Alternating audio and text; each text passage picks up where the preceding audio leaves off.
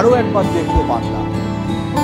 তন্ত্র সাধনার নামে এক নিষ্পাপকে নির্জন নদীর ধারে নিয়ে গিয়ে ওষুধ খাইয়ে বেহুশ করে এই তান্ত্রিক এইভাবে অন্ধবিশ্বাসের সুযোগ নিয়ে নিজের লালসা মেটাল। ভয়াবহ ঘটনা, শিক্ষা প্রতিষ্ঠানের মধ্যে একজন ছাত্রী গণধর্ষিতা হয়েছেন, এমনটা অভিযোগ তিনি করেছেন। দেখো, একদমই একাধিক প্রশ্ন উঠছে। তার মধ্যে সব থেকে বড় যে প্রশ্ন, রাত 7:30 থেকে রাত 10:50 পর্যন্ত এই নারকীয় অত্যাচার ওই কলেজ পড়ুয়ার ওপর চললো, অথচ ততক্ষণ পর্যন্ত কলেজ কর্তৃপক্ষ, কলেজের সিকিউরিটি, কলেজের গার্ড, কলেজের প্রিন্সিপাল, কলেজের ফ্যাকাল্টি, কলেজের নন টিচিং স্টাফ তারা কোথায় ছিলেন?